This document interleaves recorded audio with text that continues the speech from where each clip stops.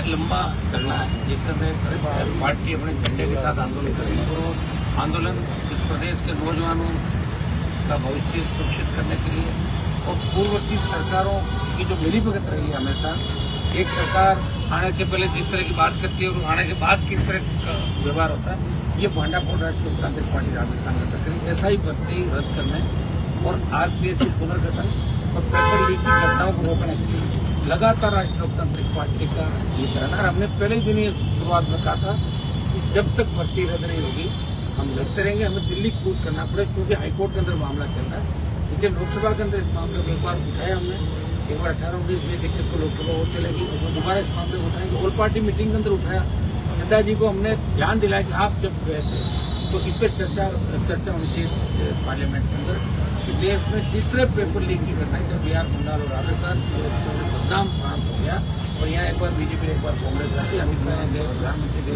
और इन्होंने paper leak की घटना को रोकथाम की बातें की। दुर्भाग्य से सत्ता में आने के बाद 1.5 साल तक रीट लेवल पर की सीबीआई जांच नहीं रही, जिसके धड़ा फाड़ के बीजेपी सदन में बात करते, ऊपर की बात करते, सड़क पे जब ये आंदोलन करते थे तो उसमें राष्ट्रीय लोकतांत्रिक पार्टी भी रीट लेवल सेकंड फर्स्ट पर जाने के बाद रीट लेवल सेकंड रद्द हुआ, लेकिन फर्स्ट के अंदर जो बड़े मगरमच्छ थे उसमें ईडी की रेड हुई और उसके बाद भर्ती रद्द नहीं। हम सीबीआई जांच की मांग करते। इन मुद्दों को लेकर आरएलपी के योद्धा 112 दिन से यह बहुत बड़ा आंदोलन है और इस आंदोलन ने देश का ध्यान राजस्थान की ओर खींचा। जब मैं पार्लियामेंट के अंदर गया तो प्रत्येक प्रांत के लोगों ने कहा कि बहुत बड़ा आक्रोश रैला था यहाँ पे, तो एक बड़ी आक्रोश रैली, लाखों की तादाद में नौजवान आए, तपती धूप के अंदर, आपको तूफान आंधी के अंदर यहाँ धरने दिए, जेल पर आंदोलन चलाया, राज्यपाल से हम मिले, बीच में दूसरे आंदोलन भी कर रहे थे, लगातार आंदोलन भी कर रहे थे और इस आंदोलन में भी हमारे योद्धा टिके हुए थे। तो मैं तो बधाई दूंगा इन योद्धाओं को, निश्चित रूप से शुभ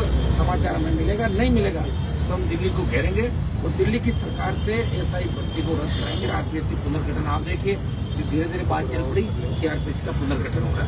ये हमारे संघर्ष का ही परिणाम है, ये हमारे संघर्ष का ही परिणाम है कि हमने कहा कि सीएमओ के अंदर भ्रष्ट अधिकारियों ने डेरा डाल रखा, भाग्य सारे लेकिन लंबा चलेगा। हमारे हाथ में लोकतंत्र के अंदर या तो जनता की ताकत और सरकार को देता है या खुद की ताकत और कलम की, जिससे हम चाहे जो करते हैं। कलम की ताकत हमारे पास नहीं है और कांग्रेस बीजेपी गोद के अंदर बैठ गई और गहलोत का बीएसएफ जिस तरह पकड़ा गया उससे हमारी सारी बातें सही साबित हो रही है कि बड़े मगरमच्छ पकड़े जाएंगे। अब बड़े मगरमच्छ कौन है? ये तो सीबीआई जांच करेगी या ये जांच करेगी तो इसके अंदर अपना मामला खुल जाएगा, लेकिन ये जांच कौन करेगा? भजन लाल की सरकार करेगी। लेकिन भजन लाल की एसओजी अभी बड़े मगरमच्छों को नहीं पकड़ेगी, क्योंकि एसओजी का अधिकारी कह रहे हैं कि हमें ऊपर से ये है कि एक बार आसपास हाथ डालो, मेन के हाथ में डालो, ईडी की रेड भी करो, लेकिन डराओ भगाओ ताकि ब्लड प्रेशर की टेबलेट चालू हो जाए, नेता तंग करो, परेशान करो, लेकिन पूरा मत मारो, अधमरा करो ताकि हमारी भी वो रहेगी। यही चलता है राजस्थान के अंदर। तो भाइयों हमें इस जो ये मामला है इसके अंदर निश्चित रूप से बहुत बड़ी लड़ाई, ये लड़ाई ऐसा रंग लाएगी कि 28 में लोग कांग्रेस बीजेपी को छोड़कर राष्ट्रीय लोकतांत्रिक पार्टी को अपनी एक पार्टी के रूप में स्थापित करेंगे, सत्ता आरएलपी का हाथ में सौंपेंगे। और ये आपने देखा आज कांग्रेस का तो कुछ प्रयास यहाँ धरना स्थगित किया, बहुत अच्छी हरकत की कांग्रेस पार्टी ने। मुझे सारा पता है कि गहलोत, पायलट, डोटासरा और दिल्ली चारों थे और इशारे में कुछ लोगों का आप उधर जाओ, ये बहुत ही अच्छी हरकत कांग्रेस पार्टी की और इसका बदला भी राष्ट्रीय लोकतांत्रिक पार्टी के कार्यकर्ता। पहले भी कांग्रेस को 0 पे लाया था मैं 19 के अंदर, उससे पहले भी लाए और आवश्यकता पड़ी तो कांग्रेस को फिर सबक सिखाया कि ऐसी ओसी मानसिकता हमने कभी नहीं रखी। अगर उनको यहाँ करना था तो साइड में कर लेते, किसी का बैनर हटा के। अब कल को अशोक गहलोत करेगा मैं तो भजन लाल का बैनर हटा मैं बैठूंगा, सीटों को बैठा देगा क्यों? ये धरना चल रहा है कोई सच। और जिस तरह नौसिखे नेताओं के यहाँ भेजा, मैं धन्यवाद दूंगा हमारे योद्धाओं के कि उन्होंने उनको भगा दिया है धरना स्थल से, वो भाग गए और मुझे आना पड़ा। मैं कांग्रेसियों को कहना चाहता हूँ आप सुधर जाओ, नहीं तो ठीक नहीं रहेगा राजस्थान के अंदर। ये मेरी चेतावनी, आप अपना काम करो। इंडिया अलायंस के अंदर मैं आपके साथ खड़ा हूँ, ज्यादा करूँ तो इंडिया अलायंस भी जाएगा बाढ़ में।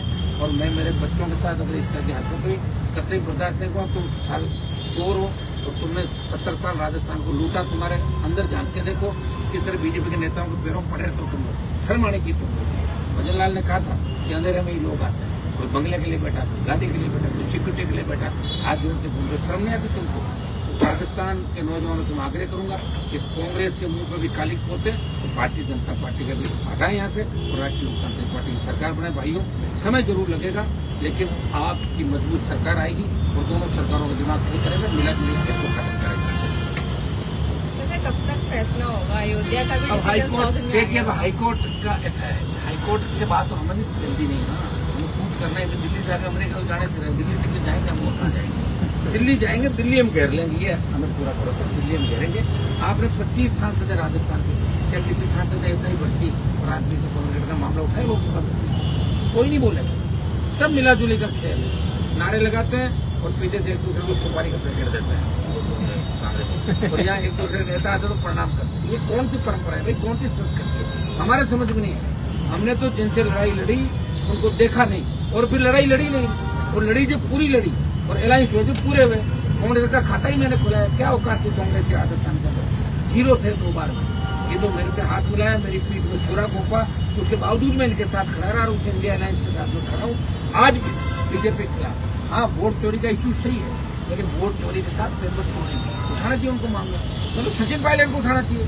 उसमें तो कह रहे थे वो कि भाई सरकार पे ये होने की होने, अरे लोग दब के चिंता करोगे भाई। पायलट साहब, दिल्ली के अंदर जो बातें चल रही है आप लोगों की ठीक नहीं चल रही है। दिल्ली में बीजेपी के नेता कह रहे हैं हमारे हैं सारे, तो तुम बीजेपी गोदी में बैठ के सारे क्या इतने कमजोर हो गए कि ईडी की एक रेड से तुमने पेड़ पकड़ लिया जाके भजन लाल के?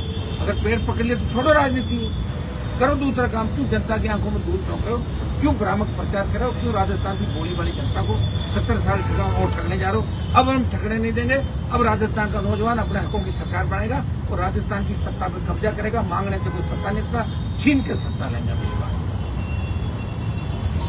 हनुमान बेनीवाल जिंदाबाद, हनुमान बेनीवाल जिंदाबाद।